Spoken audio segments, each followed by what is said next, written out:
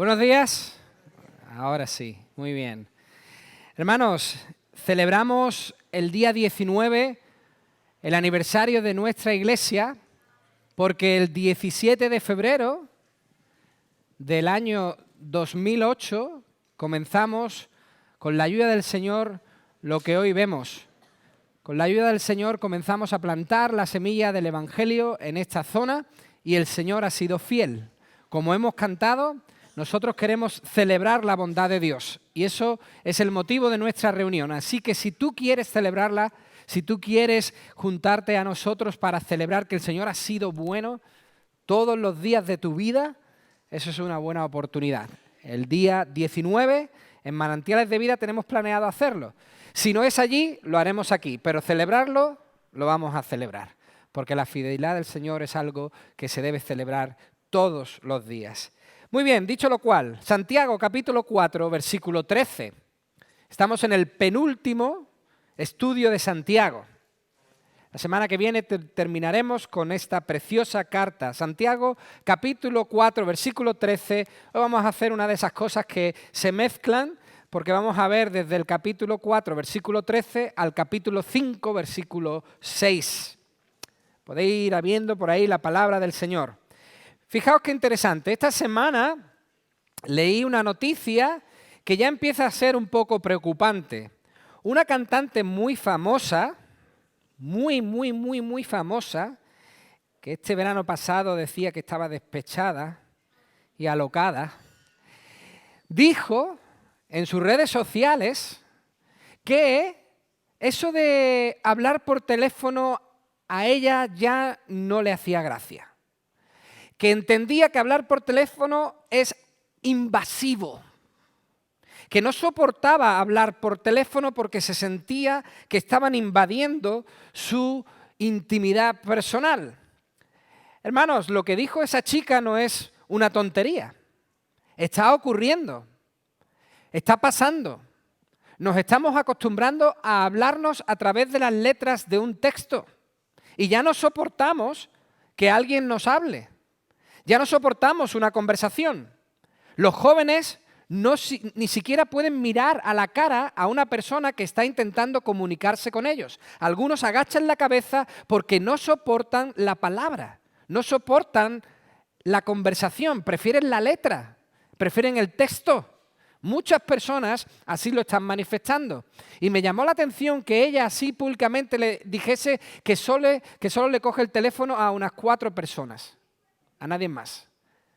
No soporta hablar, no soporta la palabra. A la gente parece que no le gusta que le digan las cosas. A la gente no se le gusta que les hable.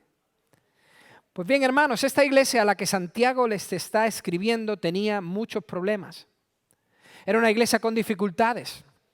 Dificultades que, como bien dice ahí, no supieron resolver. No supieron resolver bien sus problemas y por eso Santiago tiene que utilizar la palabra, las palabras para hacerles cambiar. Necesitaban dirección, necesitaban oír las palabras, necesitaban guía. Y por eso tenía Santiago que hablarles, darles palabras. ¿Por qué? Pues hoy Santiago les va a hablar porque parecía, no sé si esto puede funcionar hoy bien, parecía que iba a funcionar, pero no funciona. ¿Estamos ahí?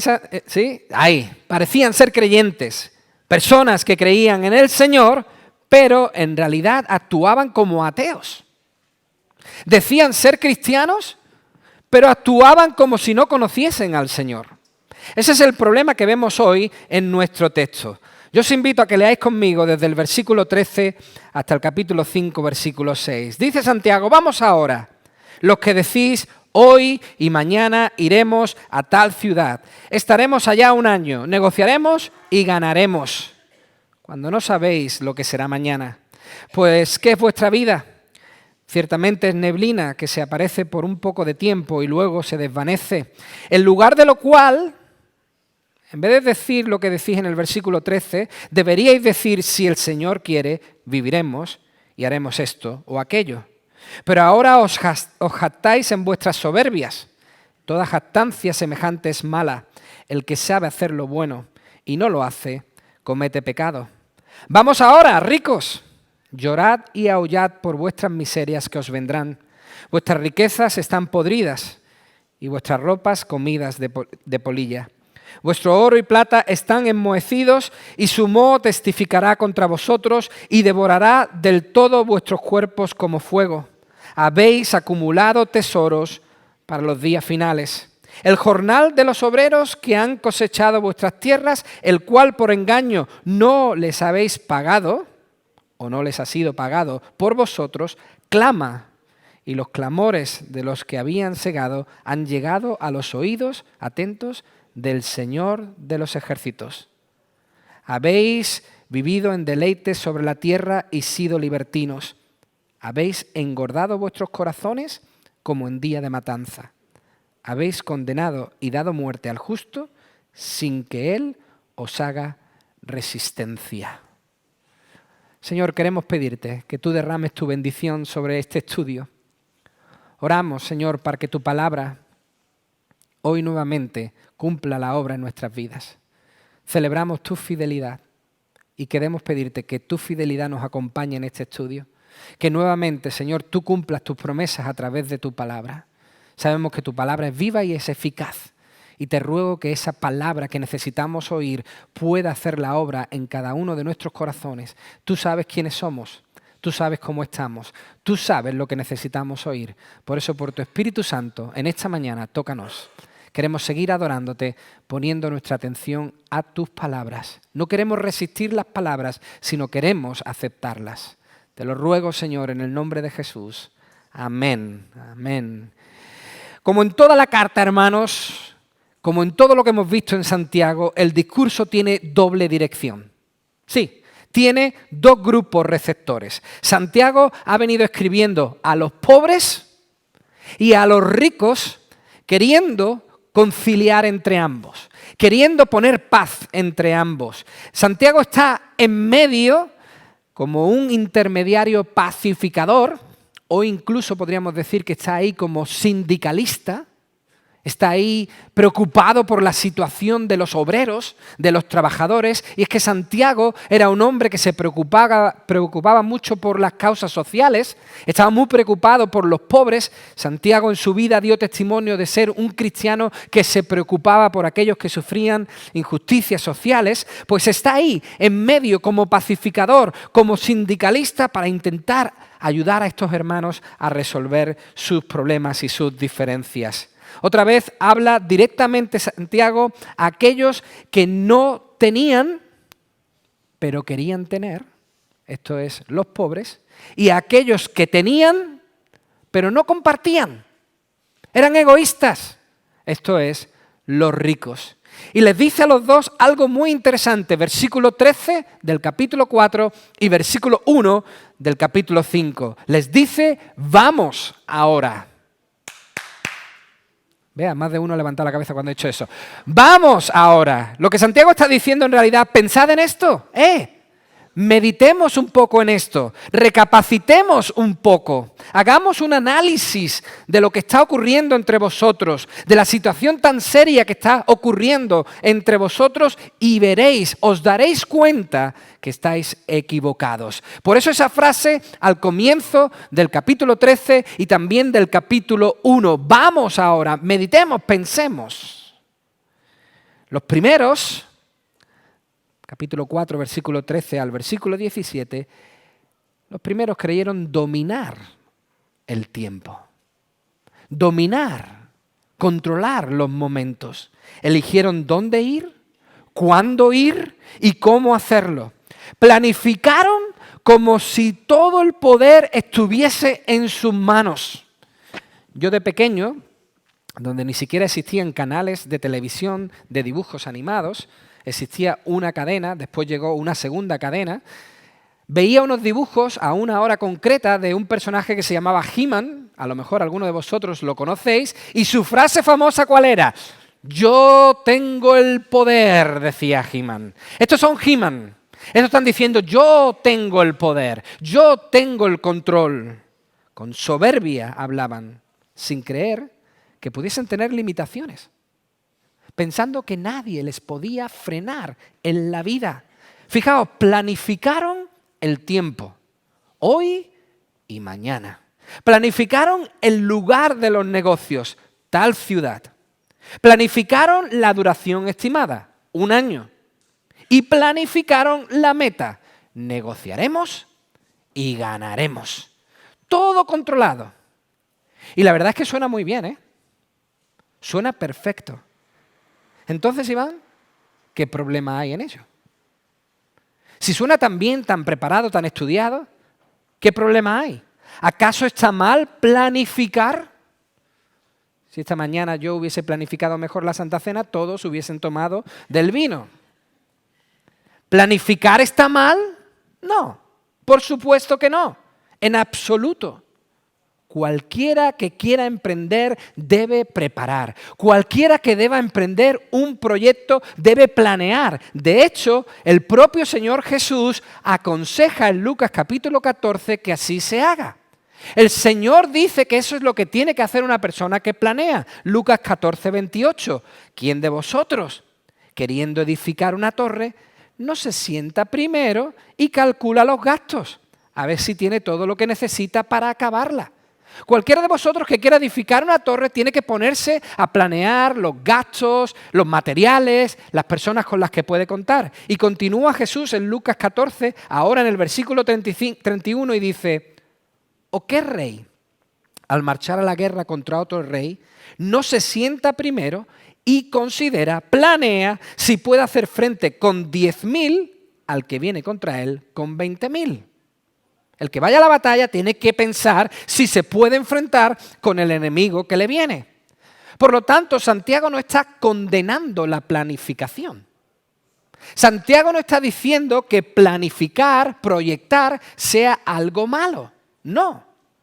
El problema que está indicando Santiago no estaba en lo que hicieron. El problema estaba en lo que dejaron de hacer. El problema no estuvo en planificar, hermanos. El problema es que hicieron planes sin contar con Dios, sin contar con el Señor. De hecho, olvidaron voluntariamente a Dios. ¿Por qué? Porque pusieron toda su absoluta confianza en el trabajo, en los negocios y en el dinero, como si Dios no fuese capaz de sustentarles. Quitaron a Dios de su ecuación, versículo 13. Dios no aparece ahí. Ahí simplemente están diciendo: nosotros vamos a confiar en nosotros mismos, en nuestros negocios y en nuestro trabajo. Hermanos, hacer planes sin contar con Dios es arriesgado y necio. Muy necio. Planificar una vida sin oración, sin hablarlo con Dios, es arrogancia y es orgullo. Y recordad lo que vimos la semana pasada, capítulo 4, versículo 6. Dios resiste a los soberbios. En cambio, los que confían en Él, los que se toman muy en serio la opinión de Dios, los que hacen de su opinión el camino a seguir, son aquellos que entienden, Proverbios 16, 1, que del hombre es hacer los planes en el corazón. De Jehová es poner la respuesta en la lengua.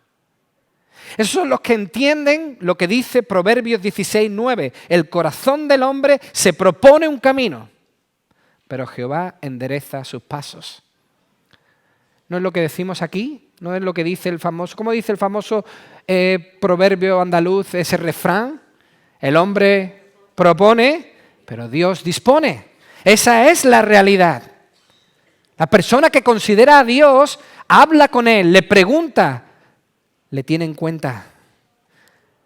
El comentarista Samuel Pérez Millos dice: hay miles de formas de hacer las cosas, cientos de maneras de planificarlas, pero solo una es la correcta, la que cuenta con Dios. Y no puede ser más certero. Hermanos, Dios debe estar en nuestros planes. Dios debe ser quien nos guíe en nuestros planes. ¿Y por qué es bueno contar con Dios? ¿Por qué es bueno que Dios esté en nuestros planes? ¿Por qué es bueno que nosotros nos comuniquemos con Dios a la hora de hacer nuestros proyectos? Por el argumento sencillo que da el versículo 14. Porque el mañana no nos pertenece.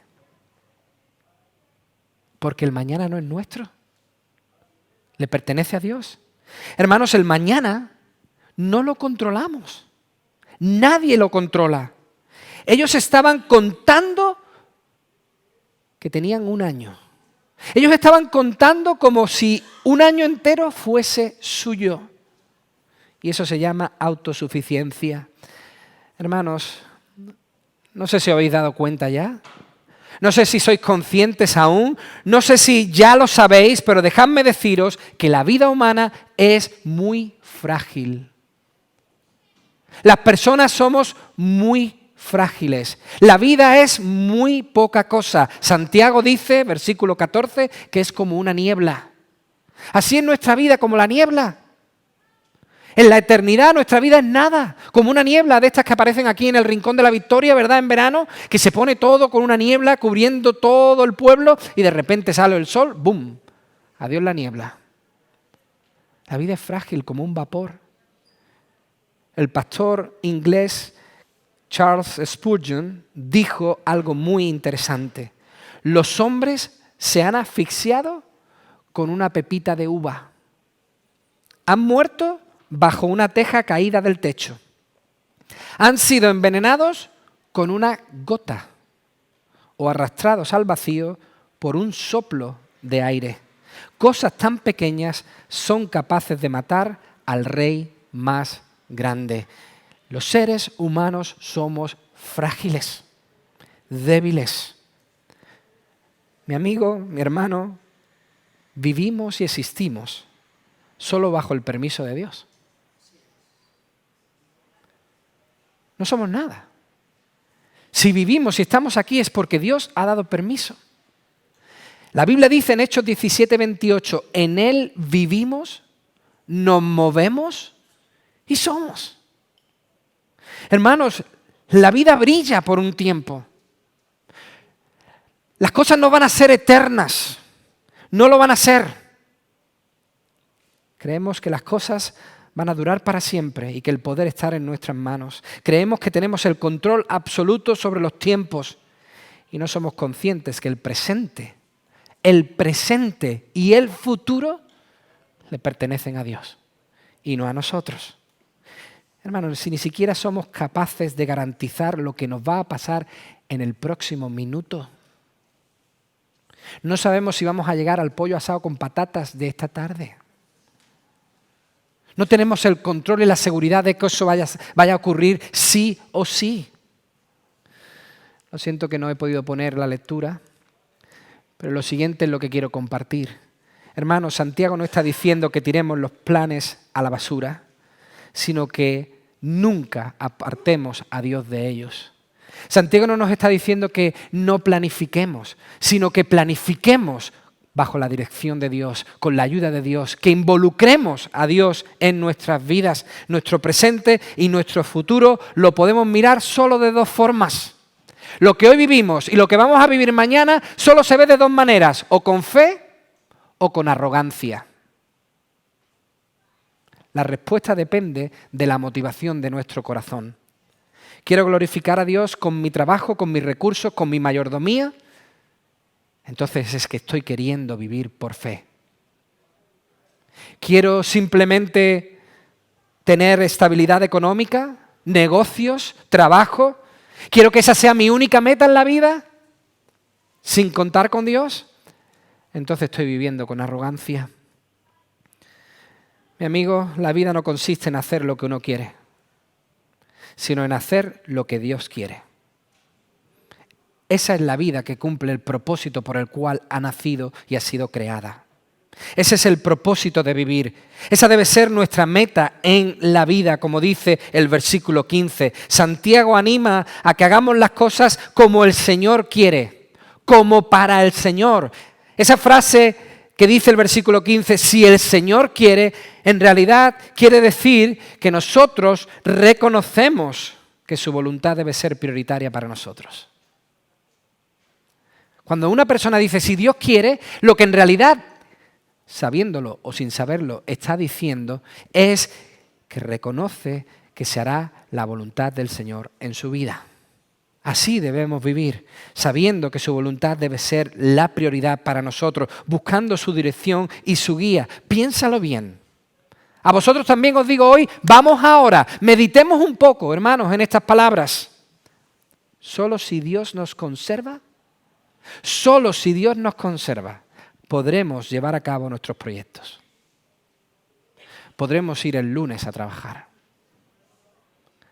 Hermanos, lo bueno es que el Señor no solo nos da la vida, nos conserva, sino que además nos da las fuerzas, la energía, la capacidad, los recursos, la habilidad para realizar nuestros proyectos. Eso dice la Biblia en Deuteronomio capítulo 8, versículo 11. Cuídate de no olvidarte de Jehová tu Dios. No digas en tu corazón, mi poder y la fuerza de mi mano me ha traído esta riqueza.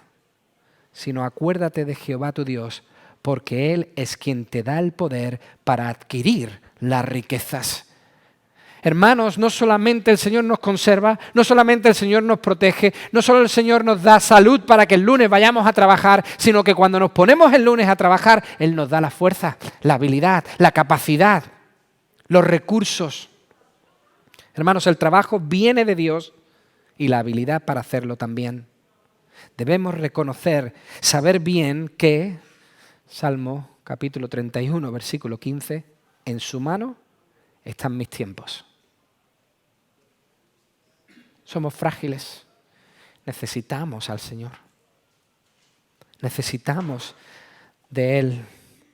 En su mano están mis tiempos. Por eso, depender de la voluntad de Dios no es pasividad, sino la acción que reconoce que únicamente tendremos éxito en Cristo que nos fortalece. Eso significa depender de la voluntad de Dios. Depender de la voluntad de Dios no es decir, el lunes me voy a sentar y que el Señor haga por mí todo. Me voy a sentar, me voy a tomar un cafelito y que el día vaya hacia adelante. Eso no es depender de la voluntad de Dios. Depender de la voluntad de Dios es la acción que reconoce que únicamente tendremos éxito en la vida cuando estamos en Cristo, pues en Cristo somos fortalecidos. El Señor nos da la vida, sabiduría, capacidad y fuerza. Y estos pobres que no tenían, pero querían tener, tenían el conocimiento suficiente para distinguir entre lo bueno y lo malo, para distinguir entre una cosa que era correcta y la que no lo era. Dice el versículo 17, saber qué es lo bueno, entender cuál es la mejor opción y no hacerla. Tenían ese conocimiento, pero no lo hicieron. Y eso es malo, dice el versículo 16. Más concretamente, dice el 17, es pecado. Pecado. Pero no solamente tenían el conocimiento, sino según entendemos por el texto, tenían en su corazón rebeldía. Porque cuando una persona sabe lo que es bueno y no lo hace, lo único que está demostrando es ser rebelde contra Dios. En su corazón había rebeldía, o sea, no eran incapaces. Por supuesto que tenían la capacidad para hacer lo correcto. Eran rebeldes, haciendo planes y dejando a Dios fuera de ellos. Hermanos, lo que Santiago está intentando hacer con este primer grupo es animarles a que no sigan por esa senda, a que no tomen ese camino, a que no confíen únicamente en el trabajo, en los negocios, en el dinero, como si Dios no pudiera ayudarles, a que esperen en el Señor, a que no lleguen donde otros hermanos ya habían llegado. Y a eso se dirige Santiago a partir del versículo 1 del capítulo 5. A los que viven independientemente de Dios, a los que viven solo para ellos mismos, en este caso los ricos. Y les dice en el versículo 1 algo muy interesante. Dice, llorad aullando. En el original no hay nexo, no hay una I que une las dos palabras. No significa llorad y aullad. En el original quiere decir llorad aullando. ¿Por qué? Porque las miserias que van a venir sobre vosotros serán grandes. Uf, Iván, qué duro, ¿no? Ahí se ha pasado un poco Santiago, ¿no? Pobres hermanos ricos, ¿qué pasa con los ricos? Pues bien, es duro, sí, lo reconozco. muy duro. Pero si lo piensas bien, no es tan duro. Es duro, pero no es tan duro. Hermanos, esta es una reprimenda divina. Esta es una reprimenda del cielo. Esta es una reprimenda del Señor y esas son necesarias en la vida, muy necesarias. A algunos se les aconseja que no lleguen a ese punto, como a los pobres, y a otros que ya habían llegado había que hablarles de otra manera, pues ya habían cometido el error. El comentarista Trapp dice, mejor llorar aquí, donde hay pañuelos de limpieza en las manos de Cristo, que tener los ojos azotados en el infierno. Mejor aullar con los hombres que gritar con los demonios. Por eso, aunque es duro, es una buena exhortación, hermanos. Es mejor hacerlo ahora. Es mejor lamentar hoy. Es mejor arrepentirse hoy. Es mejor aullar delante del Señor pidiendo clemencia hoy, donde hay perdón, donde hay misericordia, antes que llegue el día en que ya no haya oportunidad de hacerlo. Estos a los que Santiago ahora escribe se enorgullecían en sus riquezas, se jactaban en sus riquezas y Dios les anuncia que lo que les viene ahora para ellos no van a ser riquezas, sino pobreza, miserias, que en lugar de alegrarse por lo que tenían, deberían lamentarse por lo que les esperaba. De hecho, ya les estaba pasando a algunos, dice el versículo 2. Ya habían llegado a un momento de dificultad, nos dice la Escritura. El versículo 2 nos comenta que algunos de ellos ya habían cruzado la línea, ya habían pasado. Querían vivir solo para poseer, solo para tener, solo para ellos mismos. Pero qué interesante. Dice Santiago que no solo eran egoístas, sino que además habían robado, eran ladrones. Les habían quitado el salario a sus trabajadores. Versículo 4. Habían retenido el salario a sus trabajadores, haciendo trampas y encima aprovechándose del pobre porque el pobre no decía nada, porque el pobre no abría la boca, porque el pobre no murmuraba, no se quejaba. Y todo esto, hablando como hablaban, siendo egoístas como eran, robando y además incluso llegando a maltratar a los pobres, le olía fatal al Señor. Le olía fatal al Señor. Hermanos, lo peor es que ese camino no tiene buen fin. Estos cristianos que estaban actuando así no iban a llegar a una buena meta. No les iba a servir para nada. Es como el siervo de la parábola de los talentos. Cuando recibe el talento de su Señor, tiene una idea, tiene un plan y dice, ¿qué voy a hacer? Lo voy a guardar, lo voy a enterrar. Y cuando su Señor vuelve, ¿le sirvió para algo lo que hizo? Para nada. Lo desperdició. Es como el rico necio que planifica tener graneros y llenarlos. Y cuando los tiene todos llenos y se sienta delante de ellos y dice, ahora voy a disfrutar, esa misma noche, pegan a su puerta y dice, esta noche morirás. ¿De qué le sirvió? No le sirvió para nada. Los primeros, los pobres, los que no tenían pero querían, fueron arrogantes. Sí, planificaron sin Dios. Pero los segundos, los que sí tenían, fueron egoístas. No compartiendo con los que necesitaban, no compartiendo con sus hermanos pobres, no tuvieron en cuenta a los demás, como hizo el rico con Lázaro. ¿Os acordáis de esa parábola que contó Jesús? Este rico tenía en su puerta a un hombre llamado Lázaro y todos los días estaba ahí sentado pidiendo. Jamás el rico atendió al pobre. Jamás pudo ayudar, quiso ayudar a ese pobre Lázaro. Así eran estos ricos, egoístas, no queriendo ayudar al hermano. Habían condenado, dice el versículo 6, habían condenado y asesinado desde su posición de poder. Qué triste. Pensaron que los pobres eran una amenaza, que podían quitarle su posición, su poder y sus riquezas. Pensaron que podían ser una amenaza. y por eso actuaron de esa forma. Lo peor es que no creían que existía justicia divina. Actuaron así sin pensar que Dios estaba, versículo 4, oyendo y viendo. El Señor de los ejércitos, el que ellos conocían, el que les había salvado, el que nunca se olvidó de ellos, el que les amó siendo nada, el que se hizo pobre para que ellos fueran ricos, el que les colmó de bendiciones, les estaba mirando. Estaba atento a su comportamiento. Y si quien les miraba y corregía es el Señor de los ejércitos, eso significa que su poder es infinito, imparable, y por eso puede gobernar el mundo, defender a sus seguidores y castigar a los malvados.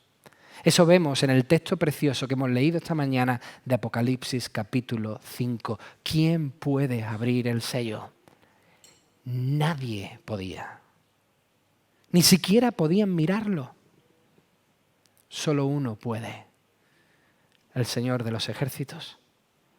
El Señor Jesús. Hermanos, es muy difícil cambiar a la gente. Es muy difícil con palabras que la gente cambie y haga lo que tiene que hacer. Y hoy es mucho más difícil. Ya veis lo que os he comentado de esta cantante. No acepta las palabras. Es muy difícil volver a la gente a sus sentidos. Es muy complicado. Por eso el Señor tiene que utilizar a veces palabras tan duras. Pero ¿sabéis qué? En ambos casos, en el del pobre y en el del rico, el problema es el mismo. El corazón nunca está satisfecho a menos que Dios lo cambie y lo llene. Los pobres no estaban satisfechos. Por eso planificaron sin contar con Dios. Los ricos tampoco estaban satisfechos. ¿Por qué? Porque querían más, más y más. Siempre quieren más. Muchos cristianos quieren llevar a cabo sus planes sin tener en cuenta a Dios. Hermanos, eso es peligroso.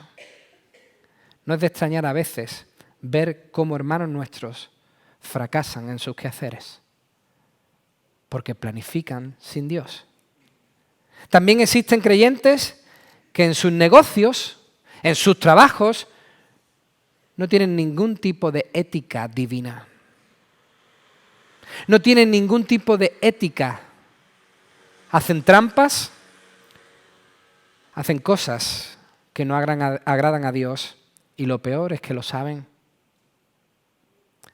Su deseo máximo, obtener beneficios, enriquecerse, se convierte finalmente en su Dios, en su Señor.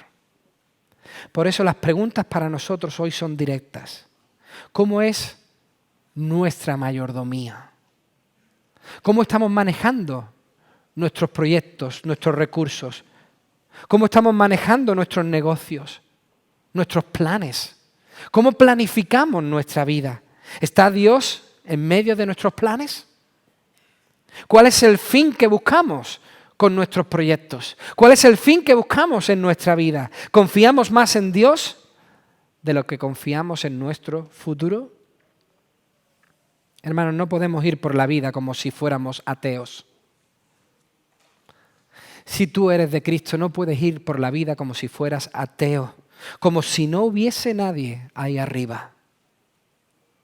Como si Dios fuese ajeno a todo lo que hacemos y a todo lo que nos ocurre. Hermanos, no terminamos de entender que el Señor puede volver en cualquier momento. No le dedicamos tiempo a esa realidad. ¿Sabéis una cosa? Desde que el Señor Jesús se marchó y ascendió a los cielos, estamos viviendo en los últimos días.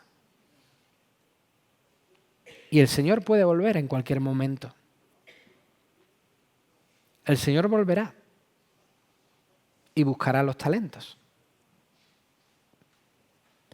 Hermanos, no terminamos de confiar, de depender del Señor absolutamente, como si Dios fuese incapaz de ayudarnos, como si el Señor no fuese nuestra única y máxima solución, como si Él no pudiese sacarnos adelante. Hermanos, somos cristianos.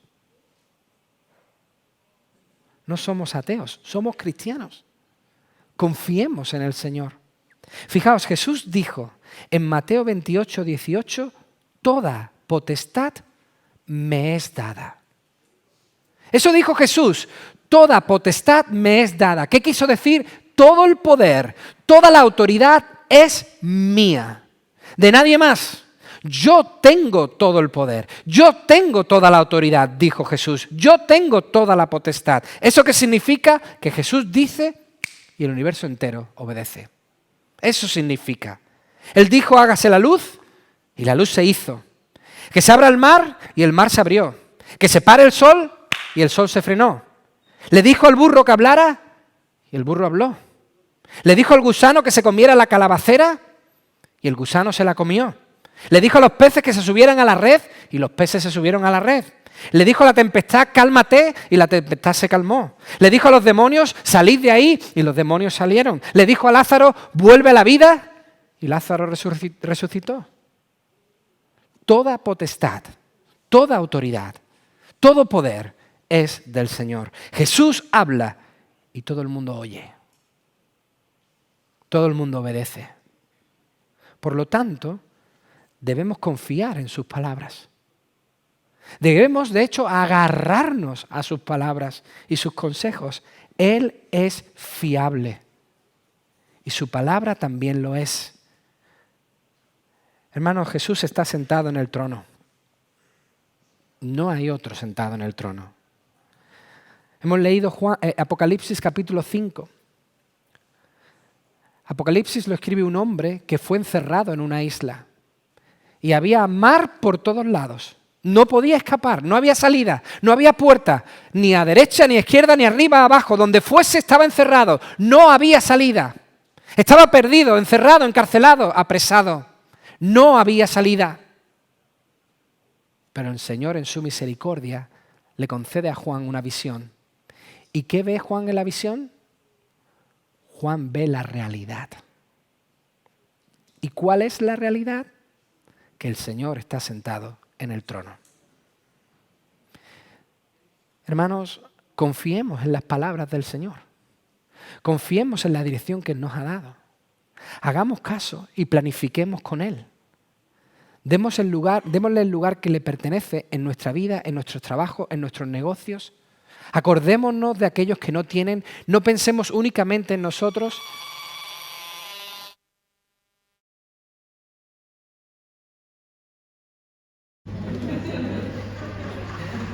¿Eso que me calle ya? ¿Ya no sabéis cómo hacerlo? Pues termino. Oramos. Hermanos, confiemos en el Señor. Esa es la realidad que Santiago quiere transmitirle a estas personas. Unos confiaban en sus tesoros, en sus negocios, y otros en su posición. Eran egoístas. Santiago quiere conciliar a los dos. Hermanos, cuando mañana vayas a trabajar, considera a Dios en tu vida. Dale el lugar que se merece. Utiliza bien lo que Él te ha dado, los recursos que Él ha provisto para ti. Él está sentado en el trono. Él sigue sentado en el trono y nadie le va a desbancar de ese lugar. Vamos a orar. Señor, muchas gracias por este pensamiento, por este momento en el que hemos podido leer las Escrituras. Muchísimas gracias, Señor, por poder en libertad ponernos delante de tu palabra y escuchar estas amonestaciones, estos consejos, esta inspiración. Señor, queremos salir de este lugar animados, sabiendo que tú nos puedes ayudar. Que si confiamos en ti, tendremos más progreso que si confiamos en nuestra mente, en nuestros recursos, en nuestros trabajos. Ayúdanos, Señor, a poder aplicar esto que aprendemos. Hoy queremos nuevamente agradecerte, Jesús, que tú hayas entregado tu vida. Hoy queremos nuevamente agradecerte, Jesús, que tú hayas muerto por nuestros pecados y habernos concedido la vida eterna. Hoy celebramos que tú vives y reinas, que tú estás sentado en tu trono y por eso podemos confiar en ti. Padre, yo te ruego que tú ahora nos acompañes a nuestros hogares con tu paz y con tu bendición. Que tú nos lleves, Señor, y que donde quiera que vayamos podamos ser un buen testimonio de lo que somos, cristianos, y que vivamos como tal. Ayúdanos, Señor, por tu Espíritu Santo, en el nombre de Jesús. Amén. Amén, hermanos. El Señor os bendiga, mis hermanos. Que tengáis un feliz domingo. Recordad lo que hemos aprendido y ponerlo en práctica con la ayuda